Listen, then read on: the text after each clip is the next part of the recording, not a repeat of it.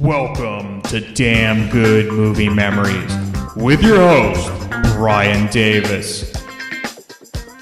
This podcast is the cure for your long commute and super boring workday. Hey there, it's Brian Davis, and for this week's episode, we're going to talk about movies that we enjoyed but will never watch again, otherwise known as one and done. So this is an interesting topic because usually if you enjoy a movie, you're going to watch it, maybe not over and over again, but you would at least make the effort to watch it again if it's ever on television or streaming or whatever.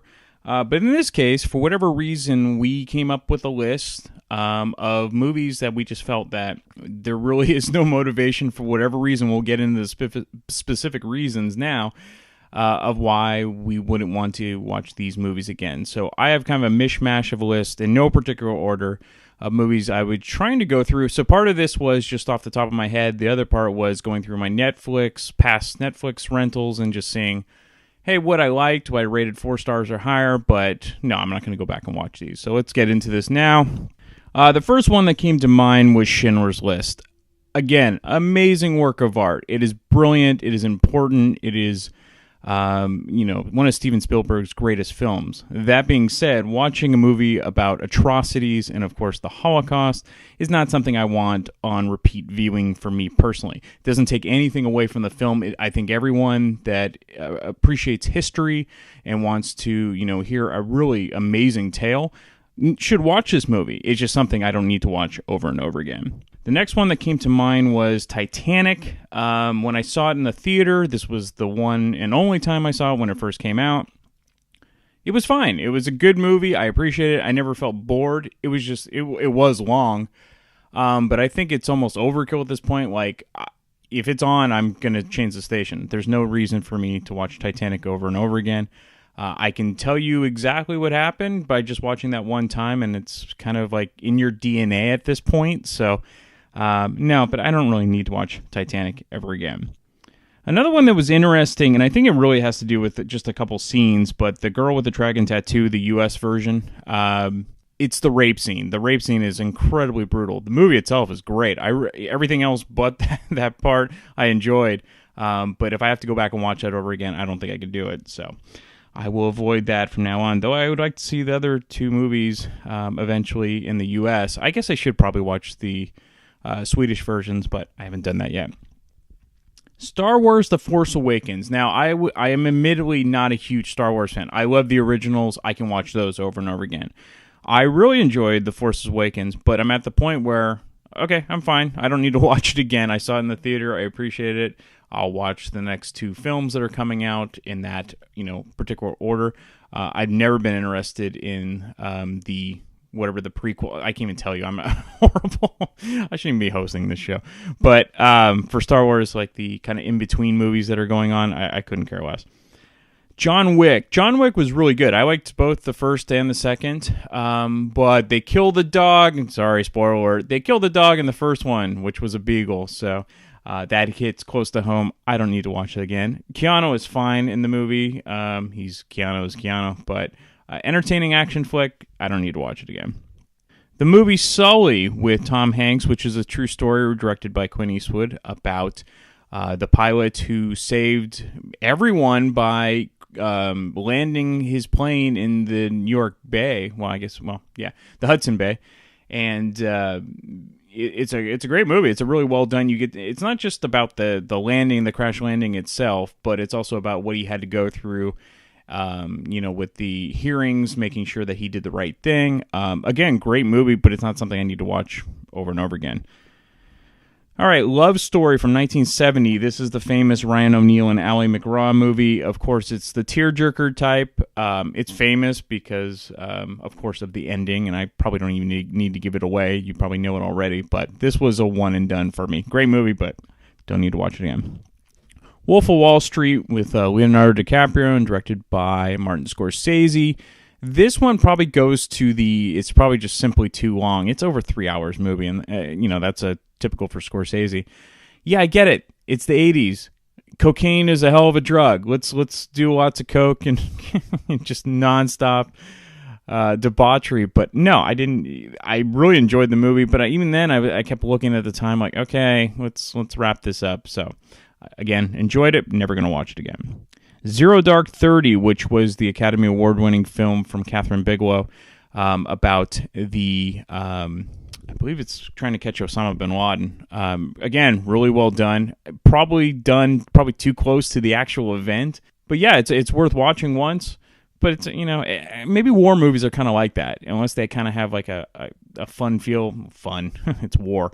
But, something like The Great Escape, something like that I could watch again, or The Dirty Dozen. But something like Zero Dark 30, no. Silver Lining Playbook. I'm getting to more recent films. Really well done with Bradley Cooper and Jennifer Lawrence and Robert De Niro. But this one is all over the place, and she suffers from definitely issues, and it's just a weird dynamic that they kind of go through. So, again, entertaining, but I won't watch it again. And lastly, the one I found, 50-50, which was with Joseph Gordon-Levitt, came out in 2011. Seth Rogen's also in it. He's dealing with cancer. He's a young guy. And again, there's a common theme here. There's some sort of illness or tragedy that goes on. So while they are good movies, there's no need for me personally to watch them over and over again. All right, I'm sure I'll come up with more later, but now let's hear what everyone else has to think on this week's episode. Okay, Sarah's very excited because she has a partner in crime. I'm not alone! Yeah! Janice is back. She was originally on the John Hughes episode, and now she's going to help out with our favorite, well, it's not a favorite, movies that we liked, but we never need to watch again. Yeah. Yeah. And so you been guys, there, yeah. done that, I'm over it. No, Okay. Okay, so this kind of took me a while to come up with some stuff, and I realized, so there was movies that I normally wouldn't like, which are comedies, which is ironic because I'm so You were funny. fucking What do you hilarious. have as comedies? I don't know, I just don't, they're not my go-to, because I don't, like, they're not as believable. Like, who's that funny? So Nobody. what do you like? I like, I like science fiction and dramas and action and all that kind of stuff. I like yeah, things you that haven't like, seen Avatar. no. But that's put it on the list. fiction, right? Yeah, but I don't like, I like science fiction, but I don't like, I don't need to see Star Wars and But that's shit. believable? Sci-fi is believable to you? Right? Some of it is. Y'all can go fuck See, before you wanted a partner. Time travel is Now you- possible, people. Now you have somebody that can talk shit Yeah. back to you. That's what I'm saying. Yeah, but you know what? I don't care. So I was okay.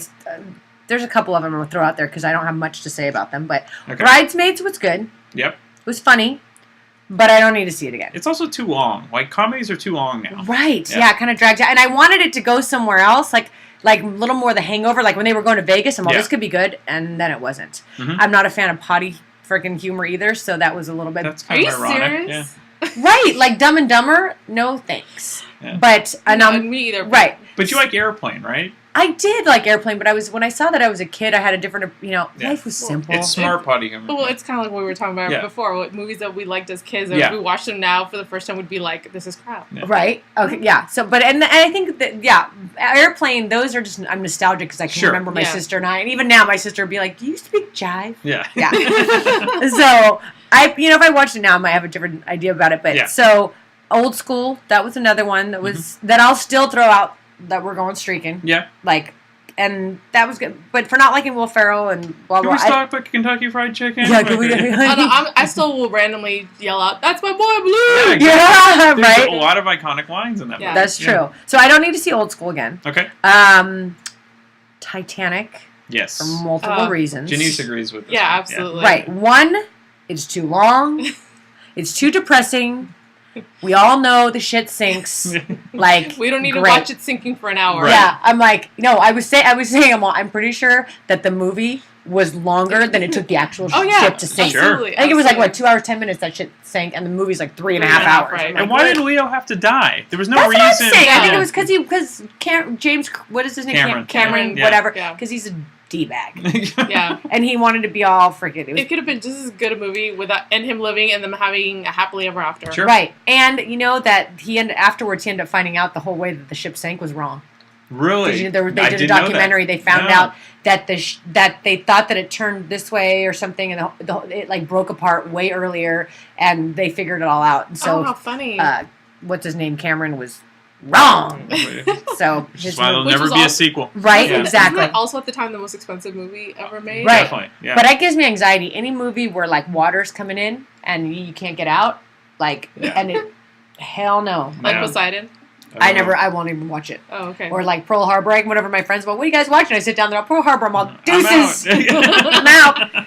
So that was another one. It was good Yeah. for its time, but whatever. And then I have like some little mentionables, like the Chasing Amy's, the Clerks, Some of the the Kevin Smith Mallrats. movies. Who Yeah. did Kevin Smith? You'll watch Mallrats again. Mallrats is probably my favorite. Was it Clerks or Mallrats that was my favorite? Or Chasing? What order did they come in? So it went Clerks first Mhm. because I was really independent. It was in black and white. Right. Yeah, and it was kind of an indie hit. Like you Right. didn't expect it to be big. Then it was, I believe, Mallrats, then Chasing Amy. Right, Chasing Amy was the more Yeah. mainstream one. Which was weird because they're supposed to be in this world, but there's no real...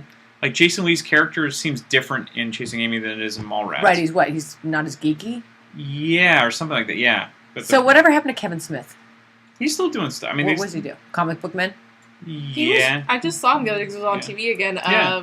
The Die Hard, was it He was- Live Free and Die Hard? He was in Oh, there? yeah, he Yeah, was in that. He yeah. played like No. a hacker or Yes, something he like that. was. Yeah, he He was. was living right. in Mom's He was a- basement or uh-huh. something. Yeah. But I He was a remember hacker. though the freaking what was his name? Silent. Jay and Silent Bob. Yes. They did a movie. Yeah. That dude, they were kind of funny. Some of the one-liners that he Oh, would yeah. say, he'd be like, Oh, "You big yeah. tubbo, get your Yeah. bitch ass over." He was that guy. Like ended up having a heroin problem and like almost like He went- wasn't acting. That was... No, he really. Yeah, he's pretty much That could be a Yeah. whole podcast. Right. That could be. right. Just on- Like John yeah. Hamm, like John Hamm Yeah, in freaking any movie he's done. The guy from what's it called? Mad Men. Mad Men. Yep. Yeah, Oh. you ever see him in anything?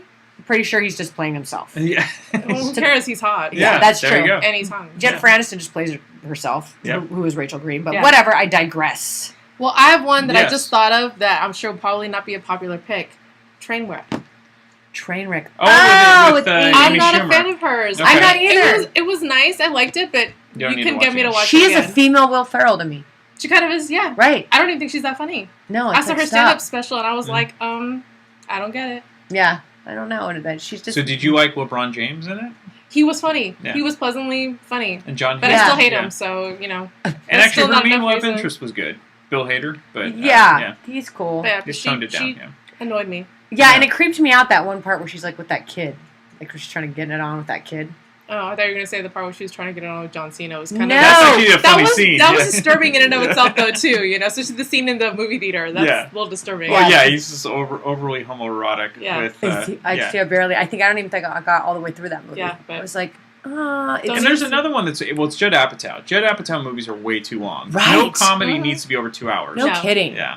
Except for when everyone saw the 40-Year-Old Virgin, it was like the first of its kind. It was funny. Yeah. But now, yeah, you watching them all. Shit, I get more. Like Knocked Up is almost 2.5 hours. That I will never see again. No, Yeah. that's another That's one. a good No. one. Never, But because no, I no. don't even like what's her name. Catherine Hagel. Yeah. Yeah. Anybody who has a name, it sounds like you're coughing up a Heigl. fucking Yeah. phlegm. Heigl. Like, right? Or it reminds me of that exercise that you do for your vagina. The Heigl. Kegel. Kegel. Catherine Kegel, Catherine Heigl, same thing. Same thing. You're a vagina. All together across the board. I don't Okay, like it. I can see the listenership dropping Dropping. off. Sorry. So, except for the male listeners. Maybe they'll think I was it's with funny. you till Kegel. Sorry. we're all about fitness. Yes. You know, keeping yourself healthy. And tight. And Yeah. tight, yeah. Okay, guys, thank you All for the Kegels. All right, we're back. Malin is back this week. Took a few weeks off because one, I kind of did solo, and then the other one, you're not a huge John Hughes fan, so we. It Yeah. was going to require thinking. Right, and so Like- that's okay. So I figured you get rejuvenated this week and talk about a subject that this one's actually kind of difficult, but I think will be fun. Yeah, this Yeah. one's tricky. Yeah. So we're going to talk about movies that you liked, you enjoyed, but you will never watch again for whatever reason. So. Yeah, so I found it was tricky. At first, I thought I wasn't going to be able to think of any, and then when I did start thinking of them, I realized, wow, I don't really remember them that well because I only saw them once and Right. moved on. Uh-huh. So, but I've got a bunch actually. That's good. Okay, so Mhm. I'll try and go through them kind of quickly. Okay. There were a couple by favorite directors that I almost feel bad for including because I feel like a bit of a traitor. Yeah. But, okay, so the Coen brothers, who I generally love. Yeah. I should have said. Oh, well, anyway. Yeah. Movies that we liked. Okay. Yes. Movies that, The Man Who Wasn't There Okay. with Billy Bob Thornton. Mhm. I've had this weird I think he kind of throws me off in some things, and in this one he did, and the pacing. Usually slow pacing doesn't bother me that much, but I just never got engaged with the characters. Okay. There were a lot of people that I wanted to. I don't know, it's just... I So you felt liked distanced. it, but just... I liked it, and I guess it's like required reading, Okay. for fans of the Coen Brothers. Sure. But I haven't felt tempted to go back. Right. Whereas like Fargo and movies like that. I've seen those dozens of Yeah, times. exactly. Yeah. So David Lynch, Mhm. Oh, yeah. his 4-hour epic Inland Empire. Mhm. I have seen it more than once, but I think it's still kind of a one and done. Mhm. Even though I've probably seen it 3 times because out of obligation, Yeah. but that's not good. That's not a good enough reason. Yeah.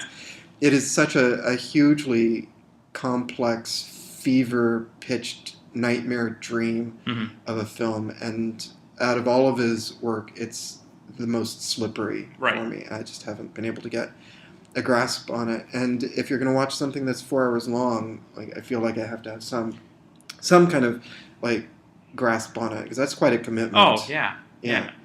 So that's been my... So you bring up a good point. Like, I almost feel like if you're into film, you're like obligated to watch like Ingmar Bergman, Mhm. Fellini, Yeah. movies like that. And those are ones where like, okay, I'll watch it once, but Yeah, it's like the required reading Yeah, aspect of it. yeah. And for the most part, David Lynch and the Coen Brothers, it's not required reading for me. But you enjoy Those them. those are pleasure trips. Yeah. But those 2 films, respective, Mhm. those are...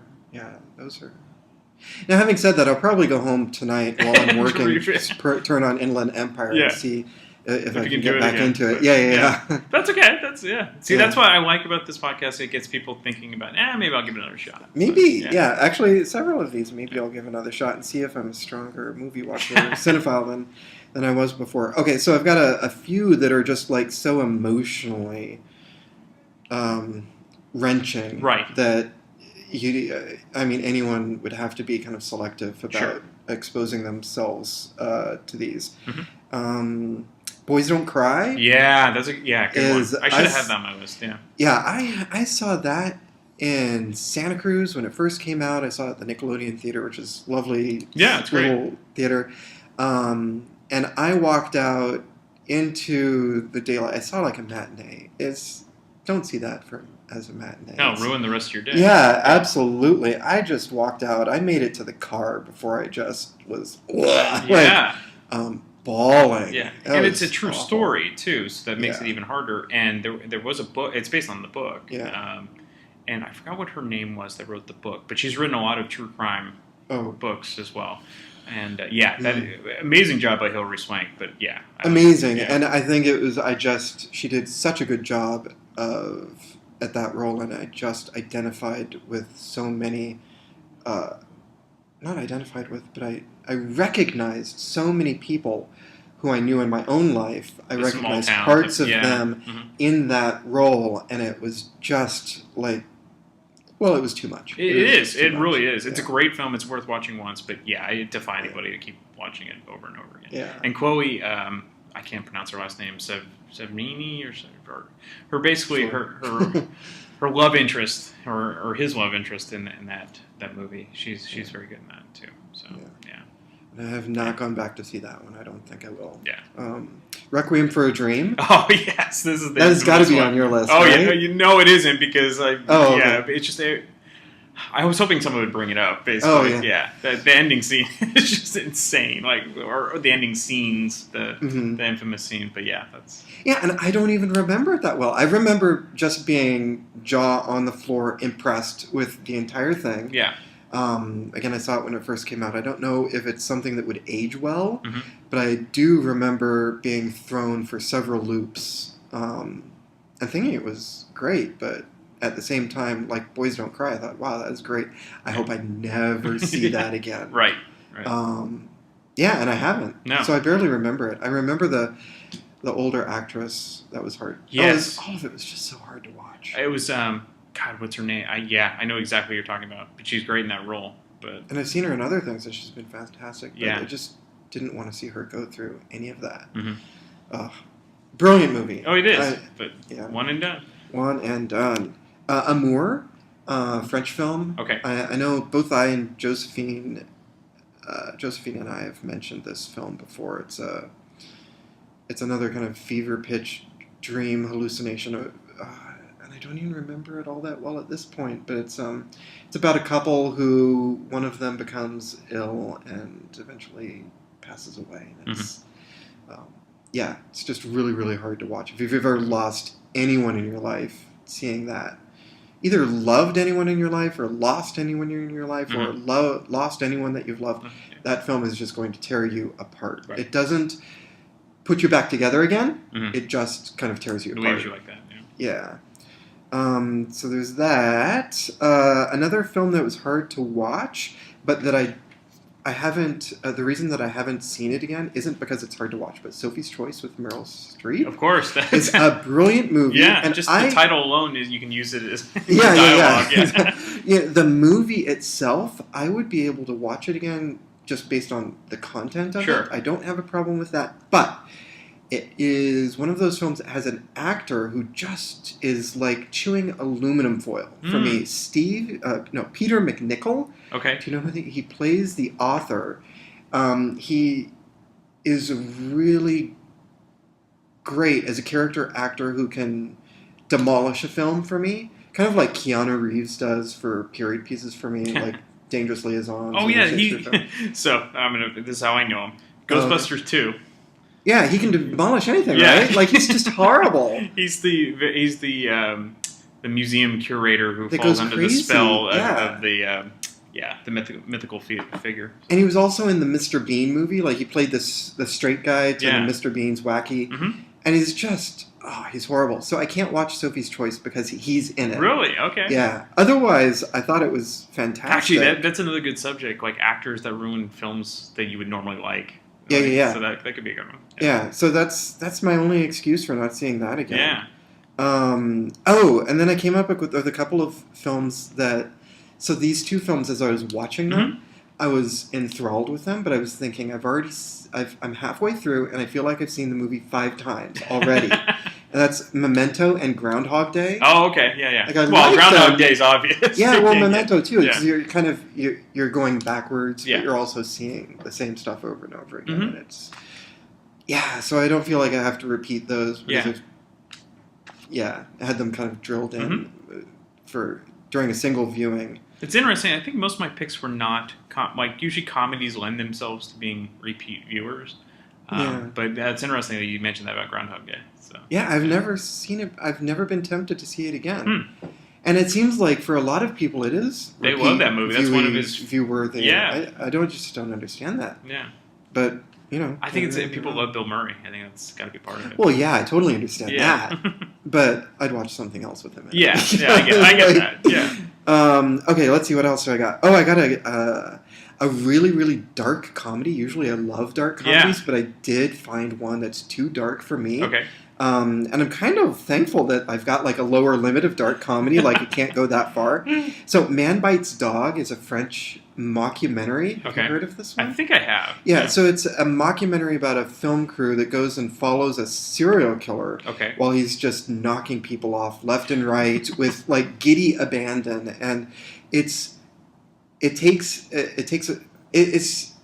don't even know how to describe it to someone who hasn't seen it. It's really really dark. You should probably maybe give it a chance. I don't know. It's really fucked up. I'm okay with it up to the point where a kid gets killed, which is funny because there's a like taboo where you don't kill kids in animals. films. Kids and animals. And this film, serial killer goes in and there is a scene about halfway through where I feel like he crosses the line for me. And that's he chases a kid out. I think wakes him up in his bedroom. He's already killed the family. Chases him out into the backyard and I think double taps him in the back. Okay. It's really, really grisly. Yeah. It's a mockumentary dark comedy that really walks over the line between being a comedy and just taking some of the subject matter super seriously and like pushing it pushing your face in it. So you were it's all in hard. up to a certain point, and then that was it. Yeah. Yeah, and then after that, I think I came back to A little it. bit. But it's that bit where I just can't go back. Yeah, and see it actually, I'm like that, and I mentioned this before. The girl with the dragon tattoo. I Mm. love the movie, but the rape scene, I can't. That's enough for me, just Oh, yeah. not to be able to watch it again. So yeah, Hmm. yeah. But it's a good movie. Makes It's a sense. really good movie. So What else do I got? Oh, another one that surprised me. So I know I've mentioned how much I like the newest episode of Star Wars, which this should be a giveaway because I can never remember the subtitle for it. The Force Awakens, right? Yes. Okay. So The Force Awakens, I've seen more than once, but I don't really feel like I need to go back to it. I put it on my list because Yeah. the originals I can watch over and over again. Yeah. But yeah, I was like, okay, I know I'm ready for the next one, but I don't need to go Yeah. back and rewatch. Yeah. So the funny thing is, I know I've told you this before. I Yeah. like The Force Awakens and Rogue One because I feel like they kind of erase George Lucas's prequels, yeah. prequels. Uh-huh. But I never really feel like I need to go back and see them again. Hmm. The Force Awakens probably because it's a bit too repetitive. Sure. Even though there's a lot to love about it. Mhm. Yeah, when people were complaining about it being too repetitive, I was, at the time I was like, thank God it's like, at least it's like being a little bit repetitive and Yeah. it's gone back and it's taken everything that was good about the original three films Mhm. and is using that as a jumping off point for what I hope will be even better next. So the next two, yeah. And then Rogue One kind of erases the prequels, but now that it's done that job for me, I don't feel like I need to go back to it. Right. I think I'm very happy that I know that work has been done. Mhm. Yeah. But yeah, if I'm going to go back and watch a Star Wars film, it's going to be Empire Strikes Back. Yeah. At this point, I think even the original three trilogies are becoming diluted enough to me in the mix of all of these other films that have been added on Right. that I only really feel like I need to go back to one of them. No, I totally now. agree. Yeah, I'm Yeah. with you. So it's actually making A New Hope and Return of the Jedi potentially multiple Viewers viewings and yeah. done. Yeah. Like I've seen them many times, and I don't think Yeah. I'm not going back to them anytime soon Mhm. either. I'm glad you brought that up. I don't feel alone now. So Okay, good. I'm Awesome. glad. As always, thank you, Malin. All right, Enrique is back. Welcome back. Hi. She's waving to everyone. So that's Oh good. yeah, sorry. So- I didn't realize you can't see. I'm waving both The hands. power of speech will get people to imagine what Right. is going on. It's Yep. always more exciting on the air than I think in real life. I think so. Yeah, that's But okay. That's okay. That's the power of radio in the voice. and podcasting. Okay, so this Yes. week we're going to talk about movies that you enjoyed, Yes. but for whatever reason you don't need to ever watch it again. Right. So, I like yeah. this one because I feel like this happens to me with a lot of movies Okay. these days. Mhm. There's a real, trend toward making it really interesting and exciting Mhm. and like putting in lots of twists. And to me, those are not enjoyable once they've been spoiled. Okay, yeah, because if you already know what's going to happen, Yeah. that's The it's type awesome. of movies that I like to rewatch over and over again are more of those like in-depth character Mm-hmm. pieces. A lot of the, Jane Austen adaptations, Pride and Prejudice, a lot of these more intricate human relationship types movies Mhm. or war movies. Sure. Things that you miss or that can always be intellectually intriguing if, upon second, third, fourth Right. watch. Mhm. The one exception to that I think is a good one is Shawshank Redemption. I think that movie is really good and enjoyable the first time around because of all the twists. Yeah. But I think this, second, third viewing, you might get a little bored. I saw it and I was like, that was great. Mhm. I don't want to do that again. Okay. I don't want to visit that Yeah, darkness again. It was a very dark movie. it is, and there's some rough scenes in there. Lots of rough Yeah. that are really, cathartic Mhm. when you watch it that first time. But after seeing that, I was like, wow, that was really good. But Yeah. I don't want to watch that again. Interesting. I totally get that. I think for me, for that movie, I get the payoff so good, like it's worth going through the journey again because I Right. know the payoff's going to be That's good. what I mean by Yeah. an exception. Yeah. Because I think that it's a very intellectual movie as Oh, yeah. well. Mhm. And it's a really good character piece Yeah. for the main characters specifically. Mhm. But I don't know what it was. I think it was the darkness. I couldn't live through it again. No, I totally get that. So It was that's super that's dark. a good one. And then the second one Mhm. was A Beautiful Mind, which I find to be when you talk about not wanting to see it again, the no-brainers are like those twist movies or those kind of emotionless or, purely surprise or horror movies. But I feel like the ones that are really good that wind up on the, top, movies of all time, whether they won Oscars or got nominated for, things. I think A Beautiful Mind is one of them that I wouldn't see again. Definitely. I'm with you. I enjoyed it, but yeah, it was like, okay, that was good. And again, it was another big twist. Yeah. You find out that he has schizophrenia and all those people were fake or whatever. But it's so sad when you find that out that, he's this incredible mind and he's troubled and you're like, I can't do it again. The relationship he has with his wife kind of crumbling because of his delusions and everything. And you're like, I can't. It was so good, but I can't go through it again. Those two were like for emotional reasons I wouldn't want to see again. And then I have a couple others. Sure. So there's a specific genre of like the action comedy that I just can't do it again. Like Hangover. Okay. Would never watch it again. Okay. Recently, Sisters with Tina Fey and Amy Poehler. Watched that on HBO. I was like, one and done. Yeah.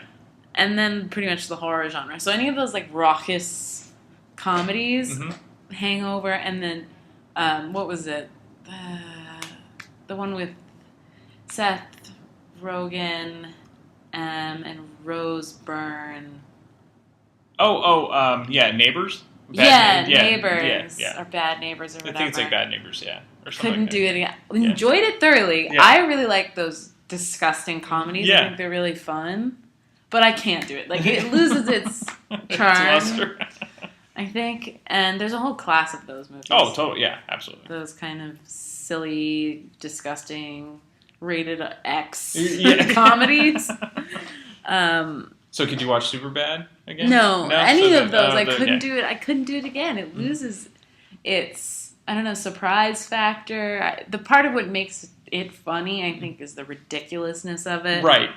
And once you've seen it, it's not really ridiculous anymore, right? I get that, actually, with The Hangover, because the ending was so funny and unique with all the photos and everything. And then they tried to do basically the exact same formula for the second one. A lot of people didn't like that. Yeah. So, let alone watching the first one over and over again. So, yeah, and I know a lot of people that like to watch, like, whatever, put on, like, one of those crazy... Yeah, silly I'm one of them. Yeah. I can't... Yeah. I don't know how you bring yourself to do it. It becomes obnoxious. Like, upon first viewing, I'm cracking up the whole time. Yeah. And then I can't... I revisited it. I'm like, okay, it was funny the first time. Yeah. No, I understand. For me, Don't I think beat it's a just... dead joke. It's just the mindlessness. It's like, I know it's going to happen. I'm not going to go through some emotional roller coaster. Right. It's like I see. Yeah, so it's like Airplane. Like, I've seen Airplane a million times. I know when the jokes are coming, But and I feel still like I can laugh. watch that over again. Really? I think it's because the joke, the humor is so dry that it lends itself well to just situational comedy. Sure. As opposed to action comedy. The other thing about Airplane and like Naked Gun and those movies, there are so many jokes. Yeah, that you're so, gonna miss some yeah. too, and you'll catch them later. So very high volume comedy. Yeah. I like that, and I can watch those over and over. Okay. But the action comedies really bore me after the first. Yeah, that's viewing. fair. That's fair. I don't know why. I mean, I kind of can explain. No, you why. explained it. I get it. That makes absolute sense. Yeah. So, yeah. And then, the horror genre, I can't really watch after the first. Yeah, I mean, you kind of know what's gonna. And just don't like the creepy crawly feeling again and again and again. So could you watch like the M. Night Shyamalan movies? I watched those over and over. Okay, and because that twist you already know going in. So. Yeah, there's a few of them that I watched. I watched The Village a lot. I watched the one with the aliens. Oh, the water Signs? glasses. Yeah. Signs? Yeah. But that's because of Joaquin Phoenix. He's exceptional. Yeah. And then I watched The Sixth Sense over and over. Okay. And I think, again, those have an added layer of... You're going to catch more things. Yeah, because he does a lot of symbolism and stuff. Sure. So it's fun to watch those. But I mean, like, The Ring and... Yeah. Those. I watched The Ring, and it was horrifying, and I didn't want to watch it ever again. I don't. People said it wasn't scary. I found it very scary. No, it wasn't. And Lindley has a good story about that too. I don't know if she'll tell it on this episode, but that totally freaked her out. The imagery is really disturbing. Yeah. I think that among it, the story isn't particularly scary. No. But the imagery, they really nailed it. Like, what is the scariest, creepiest thing we can show? Yeah. I still get a little nauseous thinking. So we'll stop talking about it so she can get back to work. So. Yeah. Thank you as You're always. welcome. Okay, for this week's episode, Danielle is back. Welcome back. Hi. She can't not laugh. This week we're going to talk about movies that you enjoyed, but you never actually want to watch again for whatever reason. And Not even the airplane. Never even in an airplane. You would fall asleep on the airplane. You would put on your headphones. Yes, you would have to be drugged. Like, you're just like, I can't watch this movie ever again. So, now that you know the rules, Jesus. what are your picks? Oh, talking about Jesus. Yeah, you don't want to see Passion of the Christ again? That is. This is the one. I know that one. Well, I have more than one, Okay, as that's always. as but always. This is the one that, for sure, even if I'm in the airplane, You don't want to watch it. DMV line. I won't watch. I didn't even watch that as much. I like it. I wanted to see that because it's not the whole thing. No. It's just like that. The crucifixion. Crossing wasn't. There's a name for that. There's a name in Portuguese. I don't know Okay. the name in English. But the way that he does from this point to the crucifixion. So is that Is part? it a mission? I don't know what it is. I would have- I'm not religious, No. so I'll ask my mom. Okay. Yeah. Yes, please. She'll tune in. Yeah. Let me know what Yes. she says. So I want to watch it. So I didn't go to the movie theater to watch it because I thought that was a little bit too much to pay for. So, but I like Mel Gibson. So I watch it at home, and I like the story. Of course, is the historical thing, the cultural, the Catholicism. So I respect that.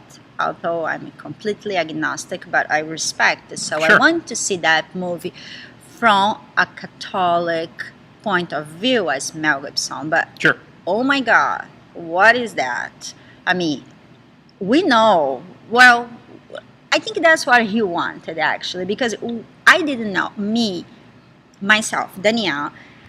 Every time a person talking about Christ, which I do believe he existed. I never deny that. I just don't know about the saint part. But as the man, yes, I do believe it. Okay, he got hurt. He got beat up, blah blah blah, etc.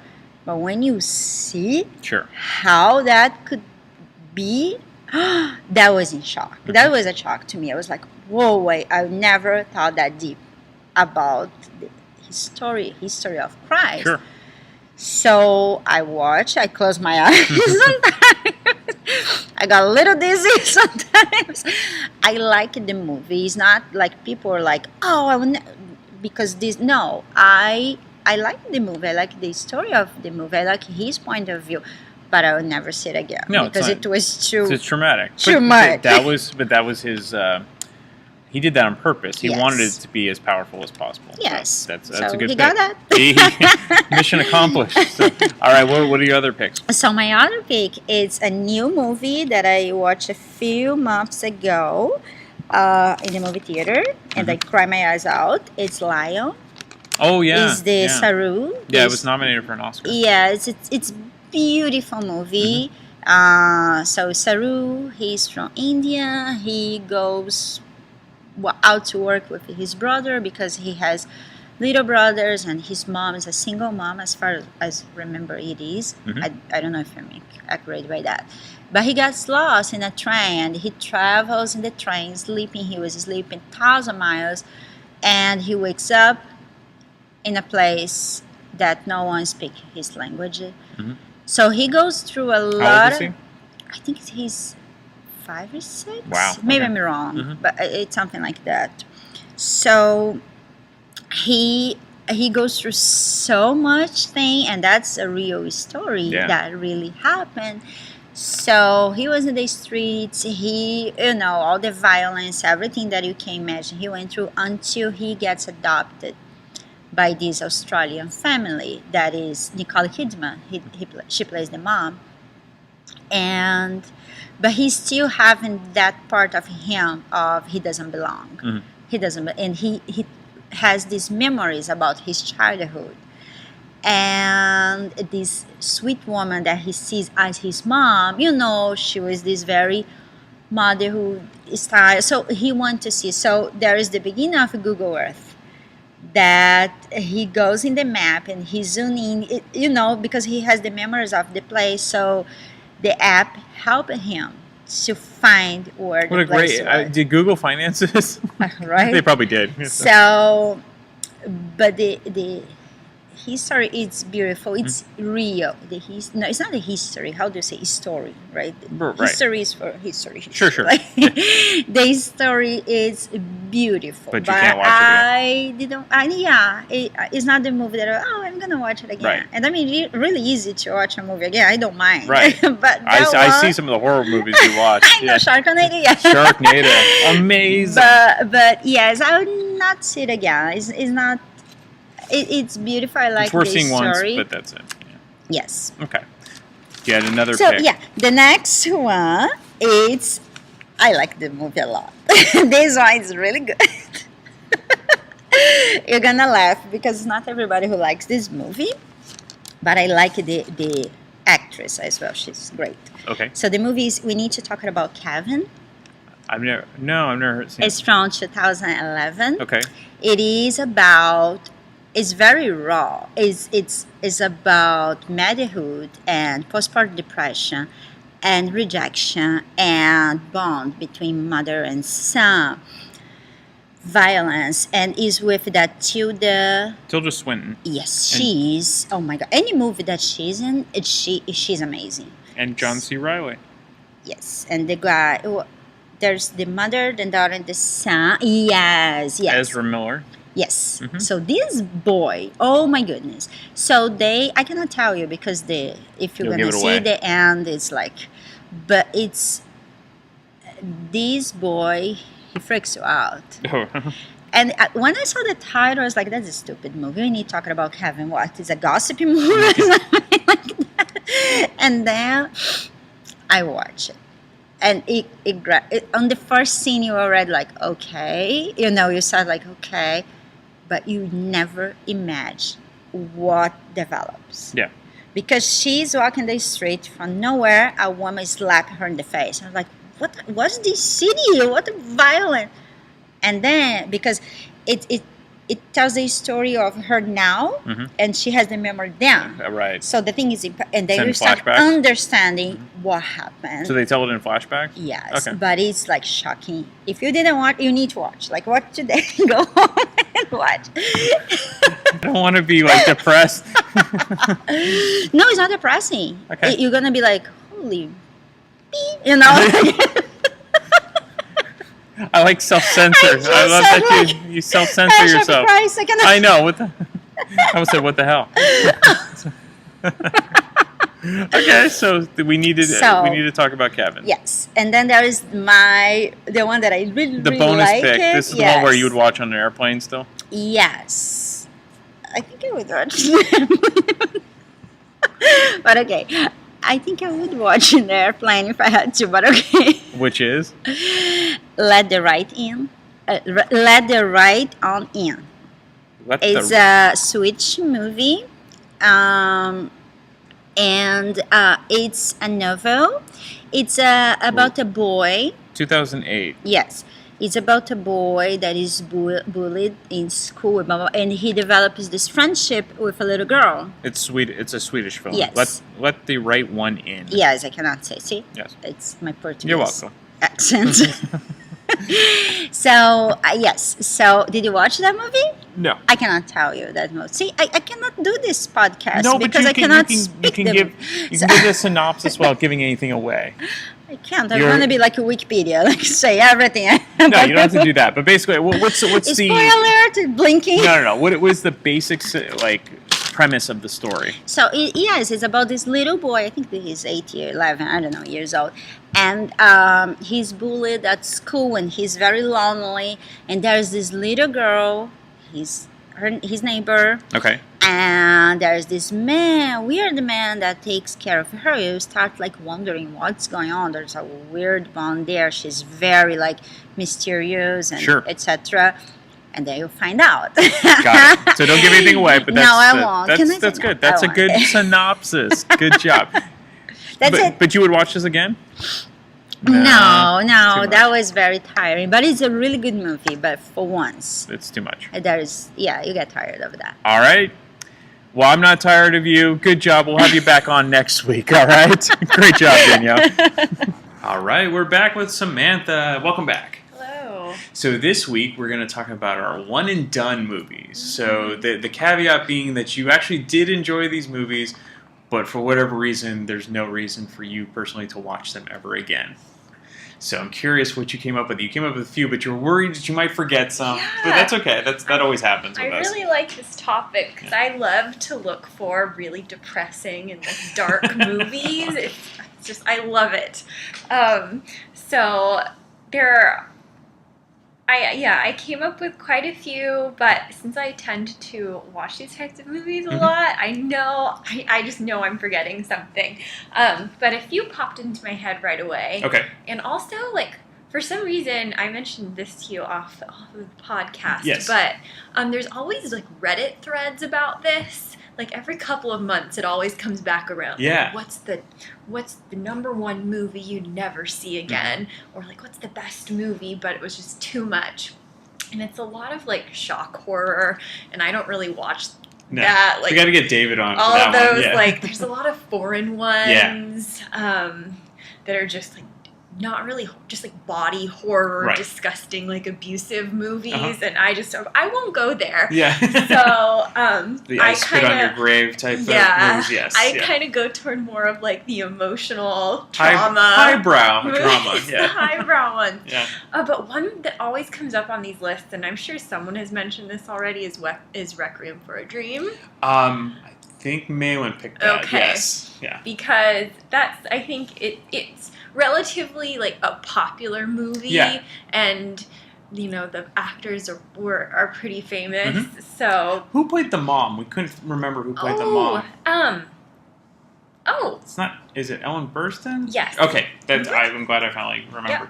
Of course, Jennifer Connelly's in it. And, we have been just watching her like. Yes, in the infamous scene at the end. But I think it's at the end. Yes. Yeah. So that movie, that's one I definitely watched it once. And I said, okay, that was a great movie, but I don't need to deal with all of that again. Right. So that's kind of the popular one that I always see coming up in lists. But when I was just thinking about kind of personally movies.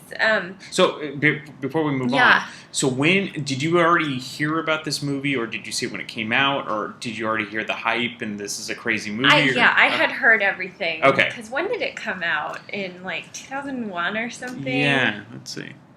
2000. So I wasn't old enough to see it in theaters. Yeah. So I watched it in like high school or something. Yeah. By then it had a pretty big reputation. Yeah. And that was like when Jared Leto wasn't really acting anymore. So it's like, oh, what did he do? I actually saw him in a restaurant once. Oh, really? Well, you're going to have to bring that... around the time of this movie. Really? We're going to have to bring up, because one of our upcoming subjects will be, have you ever had a celebrity sighting? And so that your best... Ooh. There you go. Well, I have a few for that one. Oh, good. But, yeah, so anyway, Requiem for a Dream... I saw it. I already knew what it was about. I heard about the scenes, the infamous scenes, and like the horrible like drugs drama. But I still enjoyed it. Definitely don't need to watch it again. Checked it off my list. But one I did see right when it came out, and it was very haunting. Was Blue Valentine. Oh yeah. The film with Ryan Gosling when he was.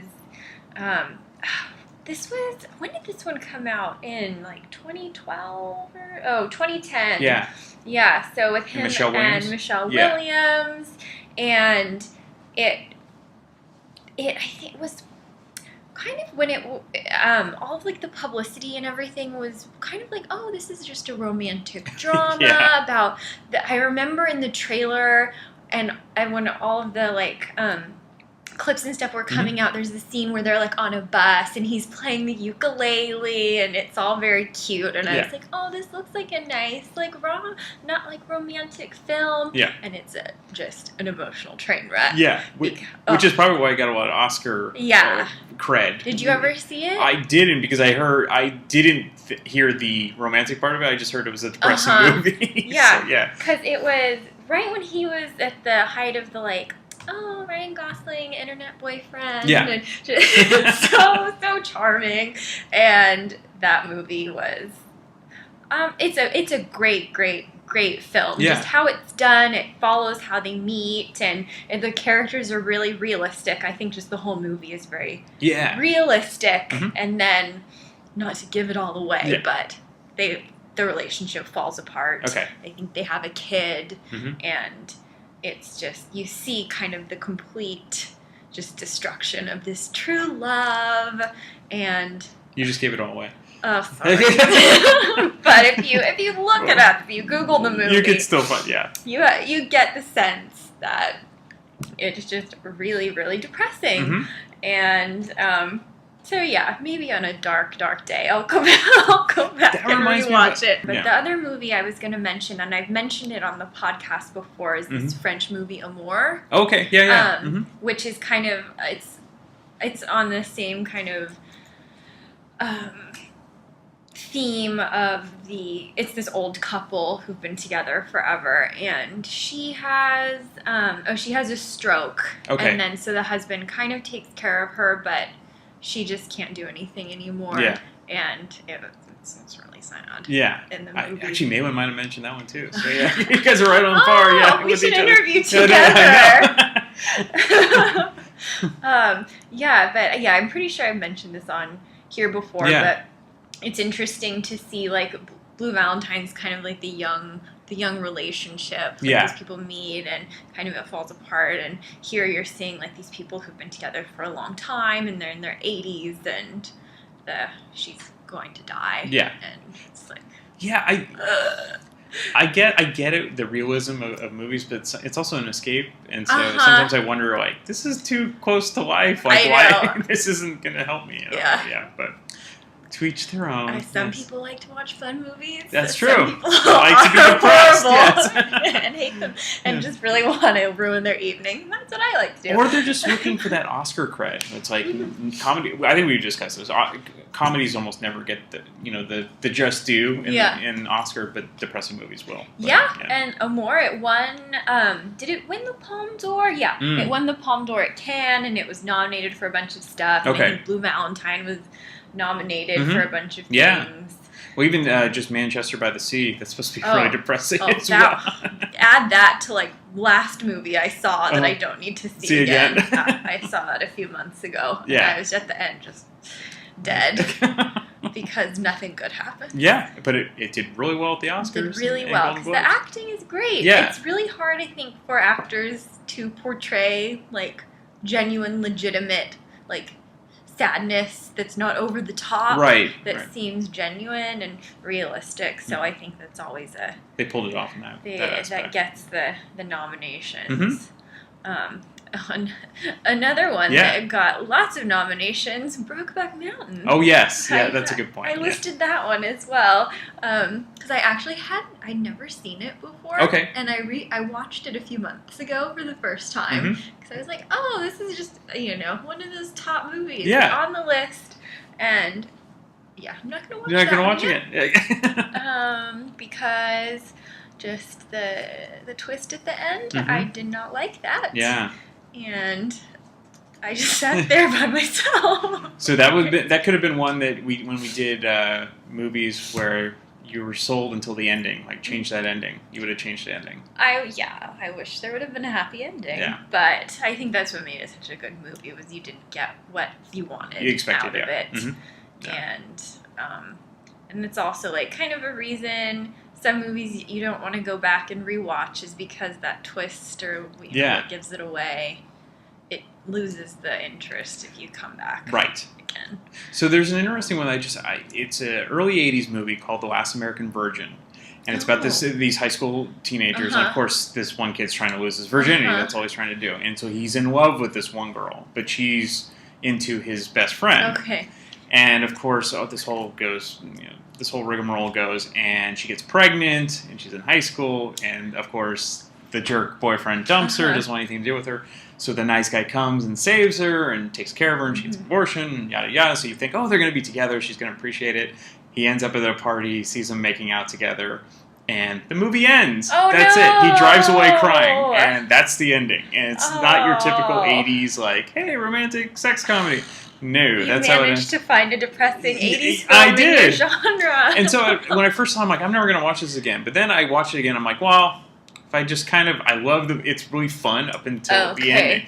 I'm like, okay, it is what it is. But that almost made my list. Almost. Yes, but those are great. They're good. I actually have one more. Oh, good. I'm not going to cut you off. Yeah, I wanted to throw in one weird art house movie. Of course you have. That's a prerequisite. I haven't in a while. I thought about maybe Melancholia, Lars von Trier, but I really like that movie, and I think I've seen it a couple times. But one that is just a weird film that creeped me out in not a scary way, but it is called Persona, and it is. Let me just look it up. Sure. I like to get the accurate details. And I appreciate that. So it's an Ingmar Bergman movie from the 60s. Okay. It came out in 67. And it's in black and white. And it's very just not... You're not really sure what's happening. Okay. And so it kind of takes a lot of work to watch. And also the beginning is... It's an art film. Yeah. So there's like lots of interspersed images, and it's one of the creepiest openings for a film that I've seen. Really? Just because it's in stark black and white, okay. And there's just this kid lying on a bed. Like it looks like in a hospital. Yeah. And then I'm pretty sure it's all silent. Yeah, so there's no score underneath. Yeah. Mm-hmm.